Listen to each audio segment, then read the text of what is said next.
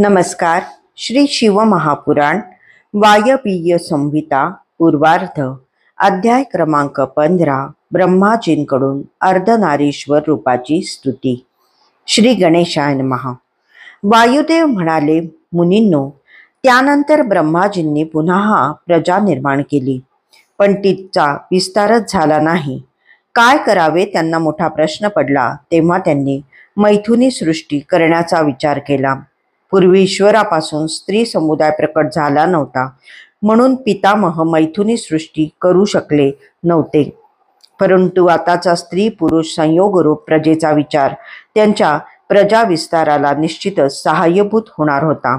हे कार्य परमेश्वराच्या म्हणजेच शिवप्रभूंच्या कृपेशिवाय सिद्धीस जाणार नाही हे त्यांच्या लक्षात आले. म्हणून त्यांनी शिवजींनाच विचारायचे ठरवले. त्यांनी तपश्चर्या करण्याचा निश्चय केला.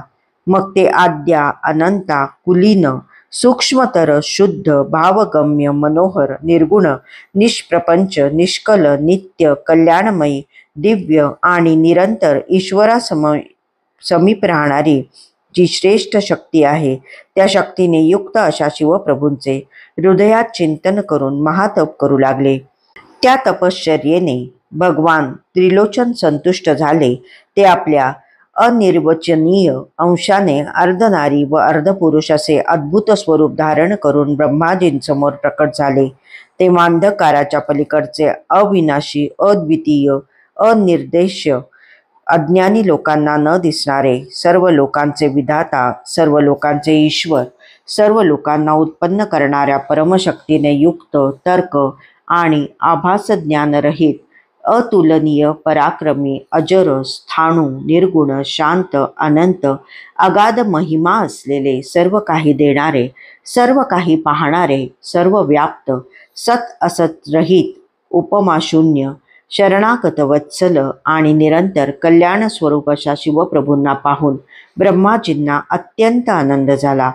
ते हात जोडून उभे राहिले आणि विनययुक्त वाणीने महादेव आणि महादेवी पार्वती यांची स्तुती करू लागले.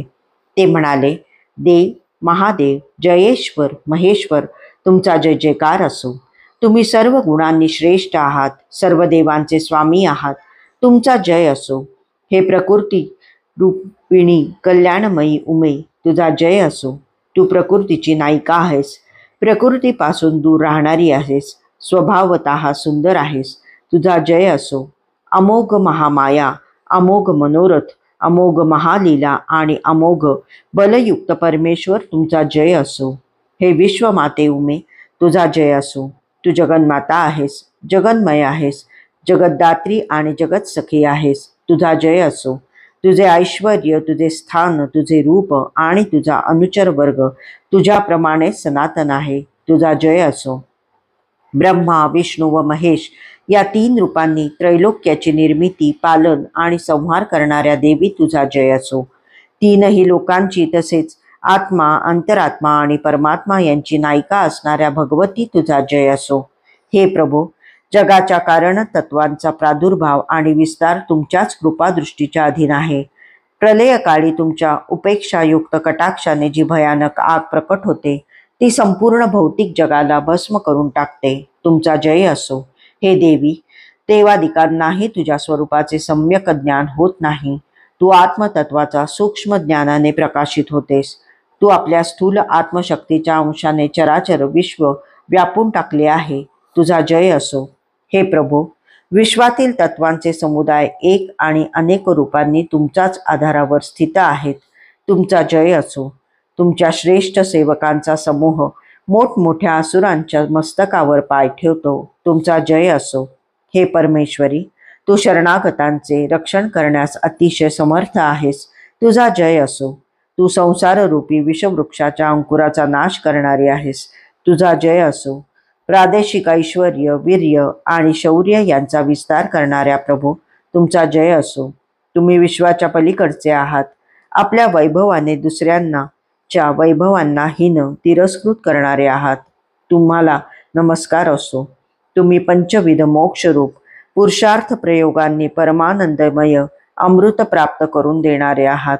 तुमचा जय असो.